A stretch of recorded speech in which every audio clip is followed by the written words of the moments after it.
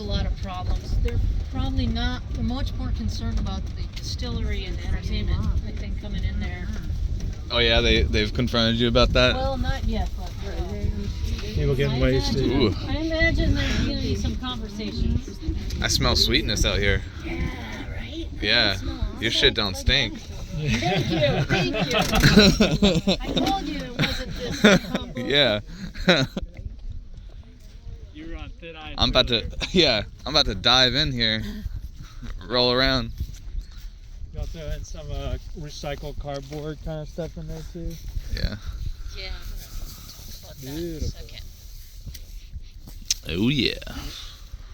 So these are the windrows I've been talking about the whole time. Maybe I should start here next time. You'll notice there's some things in here. These trays. These are food trays from the high school. We collect them along with the food. Most of the time they break down in the aerated static beds, but sometimes they end up getting on top or they don't get mixed in well. So there's still some here, but they will break down here. It's not a problem.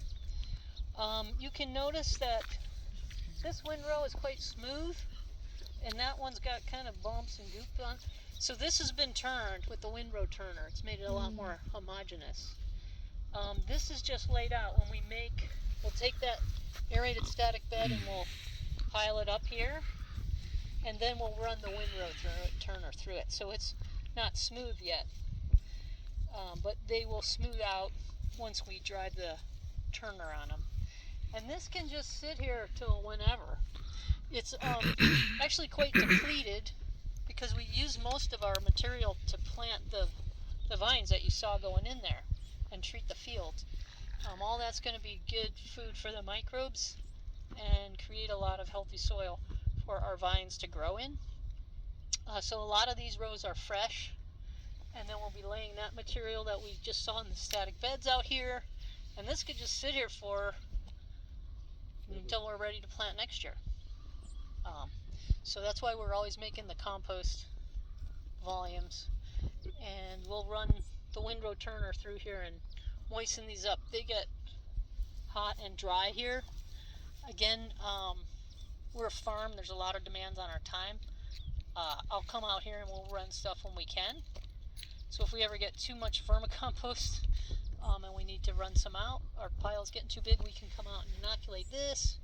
I'd like to inoculate these more often than I actually do in practice, but the idea is to keep them more moist. They're a little dry. But I will say, somebody did notice how beautiful and delightful they smell. These are lovely.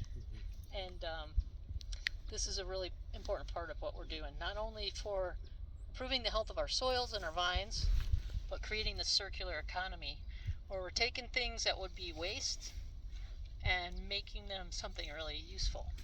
So, have you measured the temperature? I noticed the visual above the pile, you know how it looks like fumes are coming off? There's some heat distortion. Yeah, you see how it's like the air is kind of ripply? yeah, when we lay fresh materials out here, we'll see steam coming out. Uh-huh. Depends on the temperature outside. I don't worry too much about the temperatures out here. Mostly it's already cooled down by the time it's out here. Well, that's why I'm like, happen. yeah, because like normally I'd see that from high temperatures, but it doesn't seem like it's that hot. It's probably still Yeah, like and sometimes we just lay fresh material out here, Uh-huh. and sometimes we take it out of the beds. Like right now, we need to empty that silage container that we have because we need to make space for the parking lot and all the development over there. Yeah. So we're going to take some of this material and lay it out raw, so it'll still be warm. Yeah. But which one, I don't know which one's which right now. But, I gotcha. it would be more ideal to come out and measure all the temperatures and keep an understanding, but we kind of lay this out and say, I'll come back in a year and I'll use it. Yeah. At this point. Was there another question? I think. Yeah, sorry. Do you, what are the uses for this primarily? I mean, are you side dressing the vines, or are you using this for extracts or teas? We're not using this for extracts and teas. Yeah. Pretty much just just for using the vermicompost. This is really just for the bulk field, like before we plant. Yeah. The first year we planted, we actually laid this down in the vine rows and tilled it in. Yeah. But this year with 50 acres, that's like 70 miles of stuff. That was too much work. So we kind of, to spread it out with a spreader. What's your application rate? We're trying to get 1 to 2 inches down Oh, okay, wow. on there, but I wasn't actually here when they were laying that out, so I don't know what they actually got in practice. If you see Dane or Colin, I would ask them how thick it was. That might. There's not much left here, so we used a lot of it. Yeah. I know, like in Elaine Ingham's course, they say it doesn't even have to be an inch. I mean, it can just Yeah, be. it can be just a lot enough less, to- and yeah. that might be an overestimate. Yeah. I would talk to them. Okay. I mean, it's kind of like, how much do you have? Yeah. How much? Yeah, but yeah. you know, it's not like necessarily premeditated. We were trying to Just get it out. get there. it out, and we're also learning a lot about the right equipment Mm-hmm. to use this. It's hard to find the right stuff. You want a sprayer that can kind of distribute it evenly, but those are kind of hard to find. So there's still a lot of equipment experimentation. Yeah. So that's how do you move it now? What's that? What's your method for moving it now to the field? We have a front end loader, put it in a truck, and then Big dump truck. they have a specially designed truck that tries to throw it out. Or Over by the Johnson soup containers. That big truck there. That's what we use. yeah, Oh, that spreads it out the back? Yep. Okay. It's right up the back. Yeah. Did y'all modify that, or did you buy the truck like that? I think that's how it came, right? Yeah? Okay. I think. I don't know. Yeah. pretty sure we bought it like that. Yeah. We do have a guy who can do just about anything mechanically and build anything and Yeah. do all that. He does that, but he's usually fixing things Uh-huh. instead of building things new. Yeah.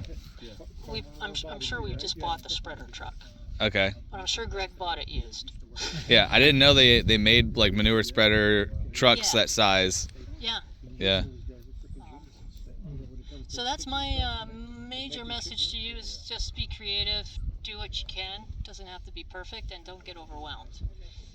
Seems like we're doing everything perfectly on this farm. I can tell you right now we aren't, and it still works. Yeah. So the thing is, Mother Nature's figured this out for us. We don't have to do it perfectly. We just have to not do it so bad that we screw it up. That's what I like to think. I don't have to be perfect on these. I just need to make it so Mother Nature can get in here and get her job done.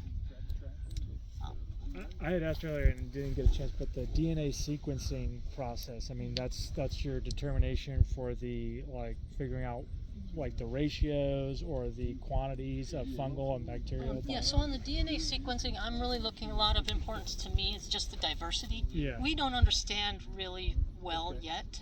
We're just infants in our understanding of the complexity of these microbes.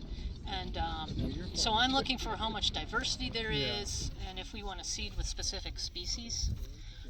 But I don't fully know. We're mostly trying to observe and learn. Yeah. So I'm going to take you guys back. I do appreciate your patience, because I know